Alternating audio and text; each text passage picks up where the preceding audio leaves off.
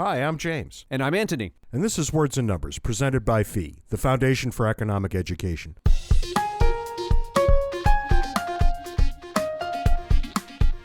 What's new and exciting in your world this weekend? And before you answer, I'm going to bet anything that I have three things that are more fascinating than your one thing. So let's hear it. Well, they won't be more fascinating to me. That's really not the standard we use here. As an economics professor, one of my greater annoyances is people who equate success in business with a knowledge of economics. It's no different than equating success in sports with a knowledge of physiology or equating success in gardening with a knowledge of botany. Warren Buffett is a repeat offender here. Years ago, he famously declared that his secretary paid more in taxes than he did. What a load of nonsense that was. Come on. People who equated Buffett's success in business for knowledge of economics latched on to this and started calling for the rich to pay their fair share. The problem, of course, is that this was completely false. Buffett gained much of his income from capital gains, and capital gains are taxed at a lower rate than wage income.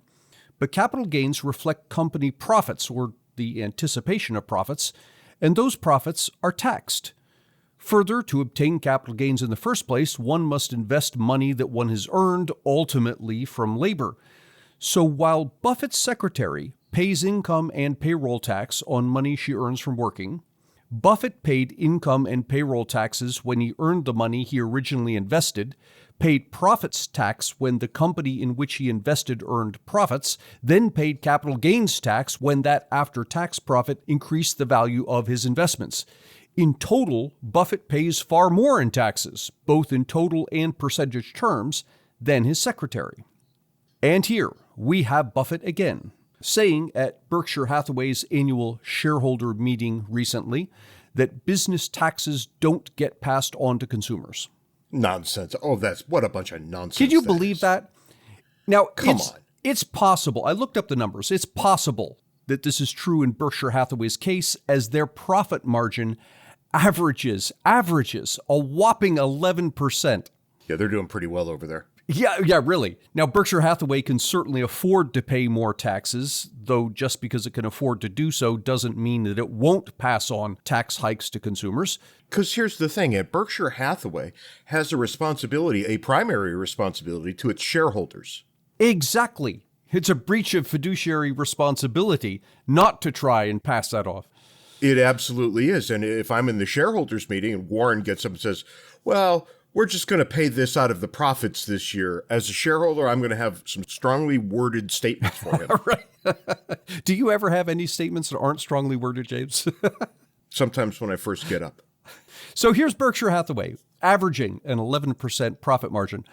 The average U.S. company earns just a 6% profit margin. That's low enough that it's almost a certainty that the typical U.S. business will pass on tax hikes to consumers.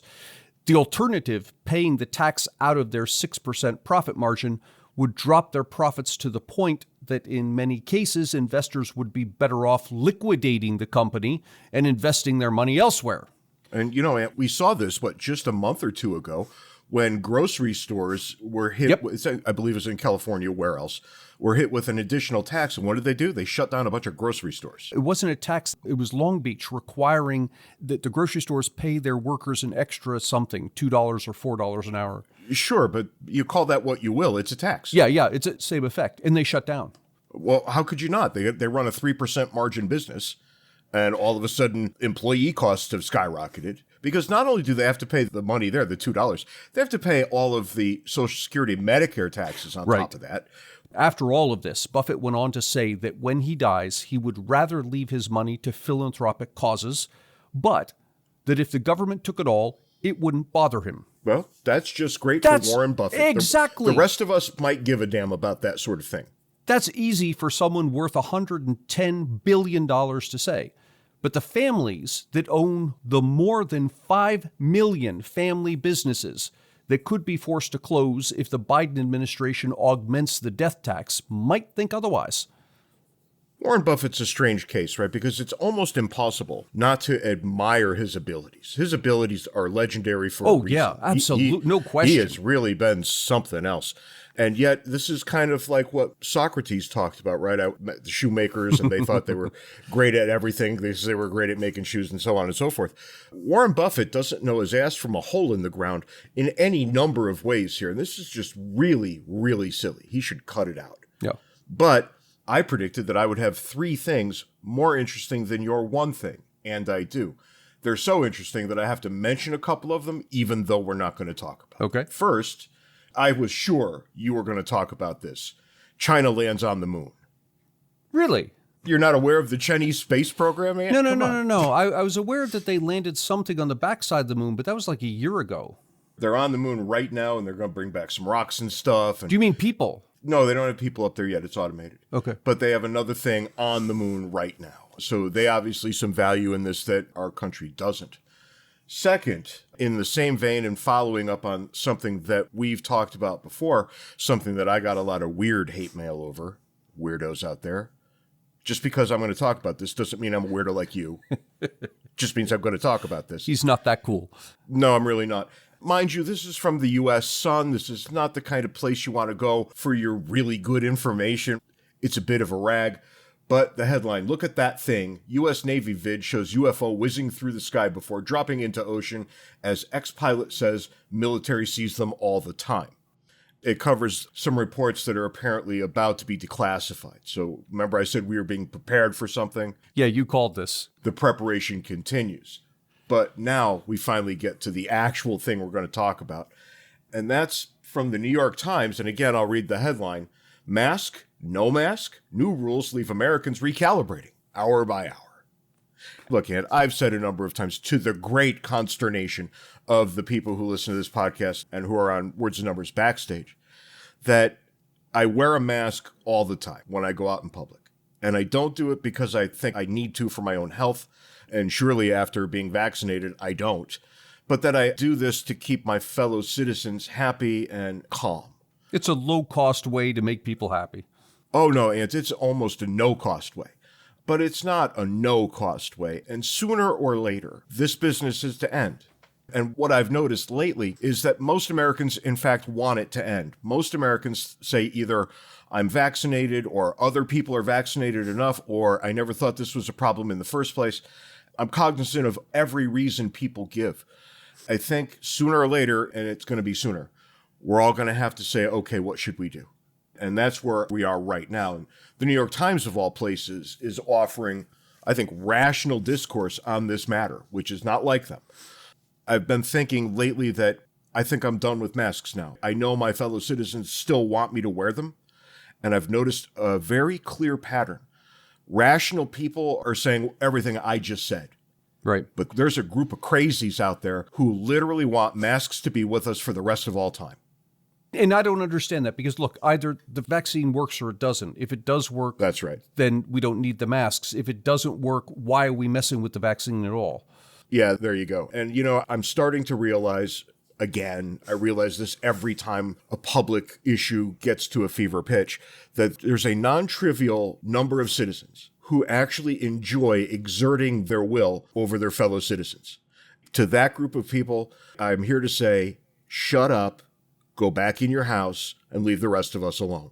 Because it's been a year and a half, and I'm just tired of it. I did my part. I encouraged everybody else to do the same. And from here on out, I'm leaving my mask at home. So if you don't like it, you stay at your house. Which, of course, Ant, brings us to the foolishness of the week. Ant, you're the foolishness of the week. That can't be right. Yeah, well, it's absolutely right. I am a little bit, but you are without question. And we always say that, we'll get back to you when something we say turns out to be, dramatically incorrect. Right. And people should notice that we don't come back very often to say that we might have been mistaken on something. I have a feeling that's going to change here. Right now, right here, yep. You might remember, oh God, it must have been at least a year ago, maybe more, that you talked about that dude, the janitor, who invented Flaming Hot Cheetos. Yes, of course. Remember, he worked his way right up and ended up as like a corporate VP, something like this? Right. Yeah, it turns out that whole story is nonsense. Really? None of it ever happened. You're kidding me. No, it was the most interesting thing I'm going to read all day. He's written a couple of memoirs that, of course, put this as the pivotal moment in his life, except there's nobody at Frito-Lay who ever remembered seeing him. Oh, wow. How did he get that out? Because I saw that not just in one place. I saw multiple references to it and what appeared to be source information. Sure. Well, when you write a book that details the thing and you give it to the publisher fact checks the entire thing, as long as it's a real publisher. They find things like this out before it gets out of hand. But apparently it was a perfect storm of details, because this guy started making these claims, and just as he did, everybody who was involved with the Flamin' Hot Cheetos, they all left or were promoted, or they just disappeared. Huh. And there was nobody left to offer a rebuttal. Indeed, nobody cared. So he kept making the case, and everybody said, well, I don't remember him, but whatever. And it changed his entire life. And this was really, really interesting. Remember, he claimed that there were corporate backstabbers who were out to get him, and people fought him every inch of the way. He was never in a single meeting about Flamin' Hot Cheetos. That's astounding. They apparently gave this task to a junior employee, and she ran with it, named it, brought it to market, the whole bit, and then moved on. He was never in any of the meetings. Oh, my God. I'm so sad. It was such a good story. It was. And as an Irishman, I always tell people, never let the facts get in the way of a good story. But we always do say that we're going to come back and tell you when we were wrong. And Aunt, we were wrong.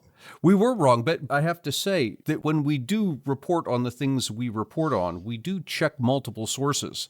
So I'm really surprised that got past us. No, I'm not, because there was no way not to be wrong about this. If you were going to talk about this when it first became a story, there was no other source that would ever get you anywhere near curious. But we make good on our word. We tell you when we've made our mistakes, even if there was no other way to do it back when we made sorry about mistakes. that. So here it goes, and mea culpa. We'll put a link in the show notes to that episode. You can go listen to it and have a laugh. Now we got to go find that episode. You got to be kidding me. Well, what I just said really is that Andrew Mount will have to go and find that episode. One of probably our number one fan, Andrew Mount, who actually now works with us, is the self-made historian of words and numbers. So I'm sure she knows. We both have the memory of a sieve. Right. So yeah. To get more of Ant and James, make your way over to Amazon.com, where, for about the price of a cheap lunch, you can feast on our thoughts on economics and government as you read Cooperation and Coercion, How Busybodies Became Busy Bullies, and What That Means for Economics and Government. Cooperation and Coercion on Amazon.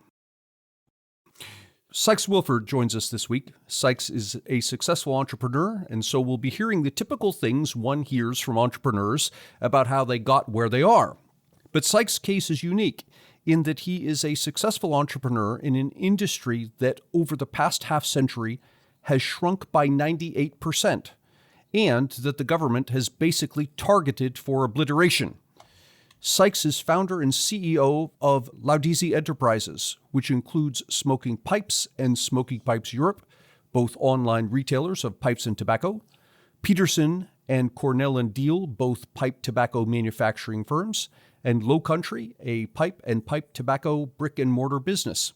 Sykes launched his career by founding SmokingPipes.com in 2000 while completing his undergraduate degree in history at Vanderbilt. Sykes, welcome to Words and Numbers. Thanks for having me. Good to be here. We invited Sykes because I'm very busy. You have a son, isn't that correct, Sykes? Yes. I'm busy funding his college education at this point because I buy so many things from Sykes and the good people who work for him that I'm probably in Dutch with the wife 3 out of every 4 weeks of the month. Sykes is, of course, you will all know by now, in the tobacco business, something I just love to pieces. So, Sykes, how on earth does a man get into the tobacco business? And it seems that not only did you get into it, you actually made something of yourself, right? You got a pretty good-sized company with, I'm guessing, significant sales and a number of employees. Walk us through the sequence of events that led you to this point. So it started, I don't want to say accidentally, but I ended up in the tobacco business because I needed a part-time job in college. And I applied a handful of places, and I was at Ellison Place Pipe and Tobacco, 2 blocks from Vanderbilt's campus where I went to college. On the way out the door, I asked them, hey, are you all hiring? And they said, sure, can you start tomorrow? And so I did. And that started a love affair with pipes and pipe tobacco 22, 23 years ago. So I ended up in the business by accident. And of course, 22, 23 years ago, this was 98, 99, and the internet was also going to change everything. And of course it did. We just didn't know in what ways it would. And I started thinking, this is something that could be done well, selling pipes specifically online. And I started smoking pipes a few months later in June of 2000. If my historical brain is working even a little today, you probably got started with this much at the same time the cigar boom was happening. This was post-cigar boom. So the cigar boom was winding down when I started this. Did you find you were able to capitalize on a market there that was drifting away from a product, looking for maybe another one?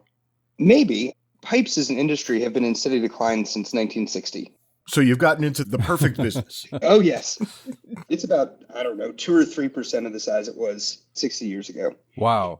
Yeah, not 2 or 3% smaller, 2 or 3% of. And so it's a pretty tiny niche little industry these days. And it was a pretty big industry. It seems to be relatively healthy, even if it's small. Those who are left seem to be particularly devoted. I think so. What we've seen happen in the last 10 or 15 years is a growth in the hobby end of the business where people are more engaged with the product and they're buying better product, both on pipes and pipe tobacco. They're more interested, they're more engaged. The customer base is much more like a hobbyist and much less like a cigarette smoker. Most pipe smokers 40, 50 years ago bought cheap mass-produced pipes and put cheap mass-market pipe tobacco in them. That has certainly changed. The mass market has declined far more rapidly than the upper end of the market. I think the upper end of the market has net grown in the last 15 years. I tell people all the time that pipe tobacco is a really interesting product. It's a boutique market. There's all kinds of different answers out there. If I started smoking a different blend every week, I would never get to all of them. But didn't you think, what am I doing when you got into this market in the first place?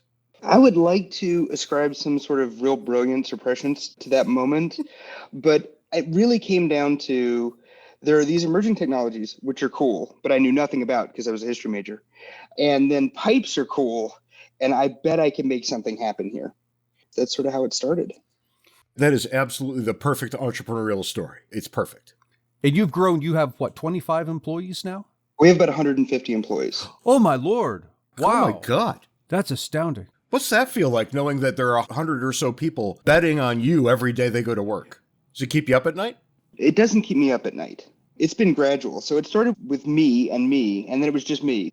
And then it gradually grew to being just under 150, about 148 right now.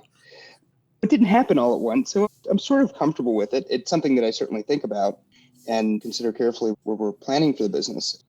The U.S. government decided to wage a war on tobacco, understandably with the cigarette companies hiding the health effects of cigarettes. But somehow it seems that pipes and cigars and now e-cigarettes have gotten tied up in this. They become targets. To what extent do you feel the government slowly squeezing out your market? Or do you? We do, is the short answer. To what degree is an ongoing question. Obviously, our behaviors have changed. Let me talk for a moment about our business. So we have the online retail, which James is a customer of Smoking Pipes. But we also have a tobacco factory in South Carolina, Cornell and Deal. And so for most of the recent government stuff, that's really where we've been focused because FDA primarily is regulating the manufacture of tobacco, not its sale. And the stuff that it does on sale has not meant much to us yet. It's things like the age change from 18 to 21. We're like, okay, yeah, we sell pipes and pipe tobacco for a living. Our average customer is 50. This is not a big deal. But on the manufacturing side, that has precipitated a lot of changes. And that's usually where we feel that pressure. The FDA recently, I don't know if this is a rule they put in place or they advised it, is the banning of the menthol cigarettes. James and I talked about this a couple of weeks ago, and we were scratching our heads trying to figure out why. Why ban menthol cigarettes? I could see banning cigarettes if that's your goal. What's your take on that? I think that there is a cultural impulse to make tobacco go away, and anything that makes it harder on tobacco is a win for certain groups. Many years ago, the menthol argument was, and this is still being made today by some people, is that if you ban menthol, it's sort of racist. This is the product of choice of millions of adult Americans, but the concentration is African American. And so you're singling those people out and banning their product. Now the argument is the flip side. It's racist not to. And I'm not going to wade into that with any kind of personal opinion other than I kind of like menthol cigarettes. So I'm going to be slightly personally disappointed. But I think we've just come to this cultural place with tobacco that the impetus is to make whatever go away that we can make go away as a society. And by we, obviously, I don't include myself. But as a society, this is now becoming an imperative. So we're just going to go at it however we can. We can't go whole hog because in 2009, Congress said you can't ban cigarettes. I think it was the 2009 Act. They said you can't just go out and ban cigarettes. So you're just going to chip away at it however you can. I wasn't aware of that, Congress saying that you can't ban cigarettes. Did you know that one, James? No. But honestly, I don't pay a lot of attention to Congress and the crap it throws to the bureaucratic agencies. You have to wait for something like this to happen. When you look out and you see menthol cigarettes, and Sykes, I think you're exactly right. This is primarily a product sold to Black Americans. And it does seem like they're being singled out a little bit here. But I wonder what's next. I always wonder what's next. And for all of the reasons that they're thinking about, or they will ban menthol cigarettes, so too aromatic tobaccos. When you get something that tastes like cherries, I start to get a little worried for the people who enjoy that sort of thing. Of course. And that's happened at the state level in a number of states. You can't ship to 3 different states, right? I think it's more than 3. I remember Washington being one of them. Washington's one of them. One of the Dakotas, I'm embarrassed to say that I can't remember which of the Dakotas. Maine is a third, and then there's 1 or 2 more. And the guys who live in these states are forever complaining that they just can't go get what everybody else in the country can get. And they try to figure out ways around it, but they're pretty well clamped down. And this, to me, seems like a real trend, something to be very concerned with. Rules at the state level are a concern for us. Now, in 2 of those cases, these are long-standing state laws about the import of tobacco, period, into the state. So they're federal rules that say you can't sell cigarettes, and then that was extended to include moist tobacco, or chewing tobacco. But they left it open for cigars and pipe tobacco. The Jenkins Act prohibit the mail order sale of cigarettes. I don't know when the Jenkins Act happened. It was amended in 2009. And it was extended to include moist tobacco, which is basically snuff like Copenhagen and things like that, and chewing tobacco. They left cigars and pipe tobacco out of that at that point. The states, of course, in some cases have extended their rules to include those things. And it's usually high-tax jurisdictions, of course. How much of your day, on average, do you spend worrying about or dealing with compliance issues? So I have a pretty good team for compliance, and it's what I least like to do. So I do as little as possible. Last year in 2020, I probably spent 20% of my personal time on compliance issues. We have one woman in the office who it's all she does is tobacco compliance, state and federal. And then there are some assistants that help as these projects grow or shrink. It's a big thing for us. And the legal bills, of course, run to many tens of thousands of dollars per year. Yeah, this is the thing that's astounding to me. There was one politician that I read of recently, I can't recall his name, who spent much of his career in Congress and then left and started a business and said, oh my God, I had no idea the cost that we're imposing on businesses demanding all of this compliance of various things. And he said, it's so easy to write it into law of you have to do X, Y, and Z.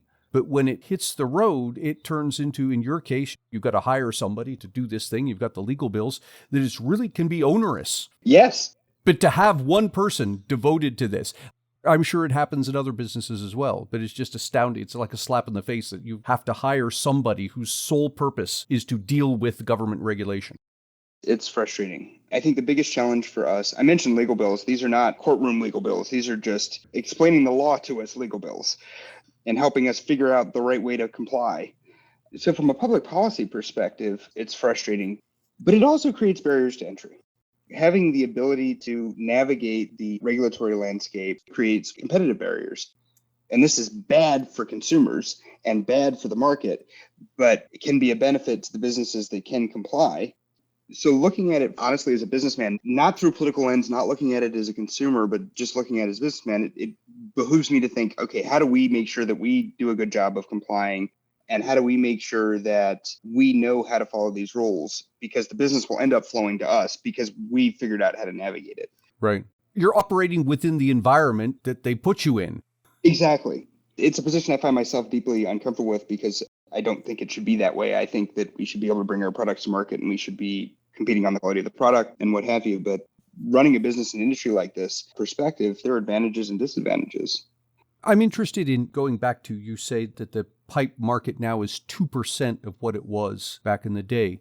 But the cigarette market, I'm sure, has shrunk, and I'm sure it hasn't shrunk that much. What's special about pipes that caused that change? Cigarettes. People shifted. Yeah. Pipe smoking was much more common through the first half of the 20th century, and mass-produced cigarettes become the way that people consumed tobacco until the 20s. And then that was really solidified with World War II because cigarettes went in every ration.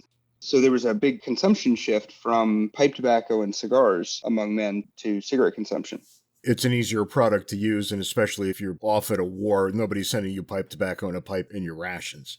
In the time you've been in the market, have you seen a bit of an uptick yet, or is it basically a flat line since you got into this?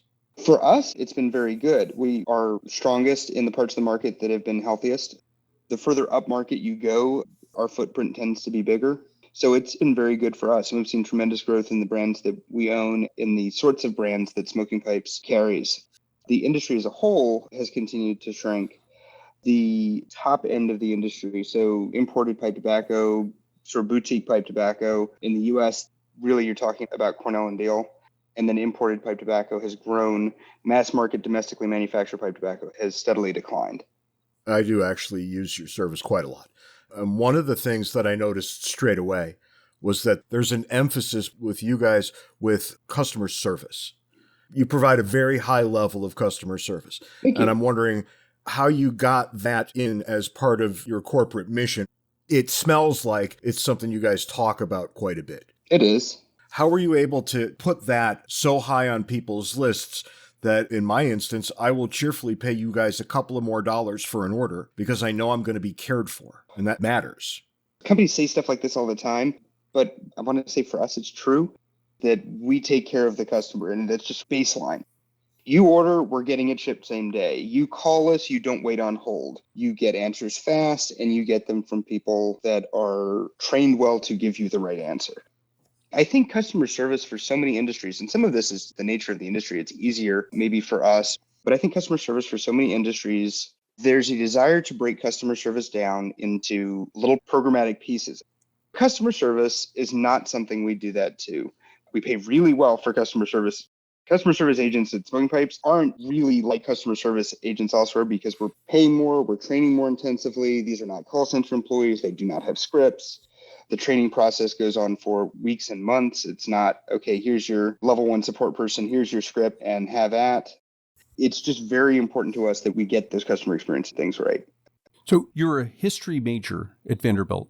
You start a business round about the 9/11 recession in an industry that is 2% of what it used to be. And you make a go of it. You've got 150 employees. You entered what any entrepreneurship professor would say is the perfect storm. Don't ever do what you did. And yet you pulled it off. How did you do this? Some of it is we were lucky right before the 2001 recession, but that was also when online retail was becoming a thing. So we had some not first mover, but early mover advantages associated with being a thing that early in online retail in our industry.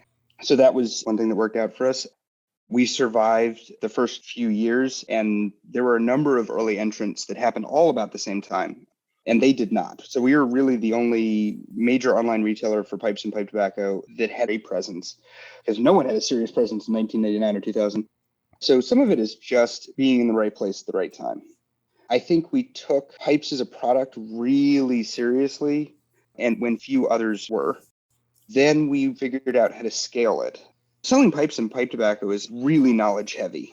There's a lot to know. There's a lot that's very specific to the industry, and there are not a lot of people that do it anymore. So it's not like it's knowledge heavy and there are 100,000 people in the US that do this, and there's a vibrant community for it. Right. It's knowledge heavy, and there are just not that many people that work in the industry in the US. Figuring out how to grow past the first handful of people was a real challenge for us. And I think it was also for a number of our competitors, and we managed to do it, and they did not. Sometimes people ask me this question, and I just have to say, it's because we didn't ever screw up that badly. Right. We made Sure. mistakes, Yeah. but we never did anything so colossally stupid that it was business ending. Yeah. I look back on it and I think about the other businesses that were around in the early 2000s in this industry. They just didn't manage to navigate some combination of growing from being a micro business to a small business or managing the technological change or what have you. The other thing that we are very serious about is controlling our own technology, building our own software, and not cobbling together a bunch of third-party pieces of software to achieve different things. That doesn't mean we don't do it, but our instincts are to build in-house. We have 150 employees. Yes, we're an online retailer. We have 2 full-time software developers plus me. Huh. My degree is in history. At this point, if I had to go get a job, I would probably be hired as a database developer. If I had to go get a real job, that didn't sound like much fun. So we're very focused on business process and technology where the customer can't see it. Mhm. The customer benefits from it. The customer hops on the website and sees recommended pipes based on their purchase history. Trying to touch the customer and improve the customer experience with technology without it ever feeling like that's what we're doing. I don't mean that in a hiding it, buried in our cookie policy sort of way. I mean in a, you call us, you don't get an automated 1, 2, 3, 4 option, complicated queue where you end up not being able to ask the right question, give up and hang up. You don't get that experience, but you do get customer service agents that have access to tremendous amounts of information, and it's easy for them to find. For us, I think it's really about being focused on the customer experience, never doing anything to betray customer trust. Sykes, we're almost out of time, but something you just said is really, really interesting. I don't know if you know this, but Ant and I travel the country and we speak to high school students all the time. They're always concerned for their futures, of course. And one of the things that Ant likes to tell them and that I've become quite a fan of, he looks out and he says, listen, whatever you end up doing for a living, it hasn't been invented yet. There's going to be all kinds of new things between now and the time you end up in a career. So the best thing you can do is just prepare yourself to be open to it. It sounds to me like that's exactly how your whole life went. How does a history major end up running a very big pipe concern? You were ready for it in some way. I suspect maybe so. I'd never really thought about it in those terms. If I were advising these high school students, I would be an ardent champion for a broad liberal arts education and diverse skill sets and flexibility and ability to think and write clearly and speak clearly. I would be not so focused on whatever the hot new job trend is, because it's not going to be that in 20 years.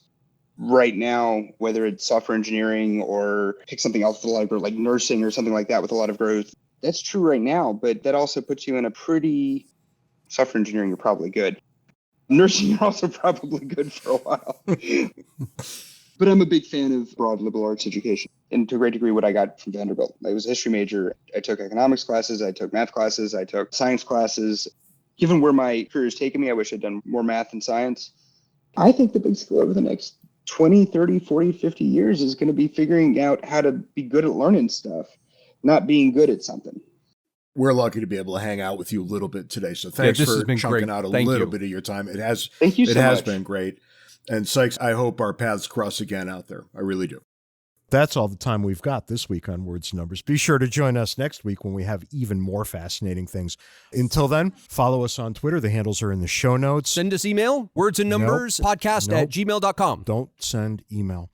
Join the Words and Numbers Backstage Facebook group. Find us on Patreon, where you can donate to our habit of making podcasts. And for crying out loud, just be nice to each other. It doesn't take much. Have a great week. See you next week, James.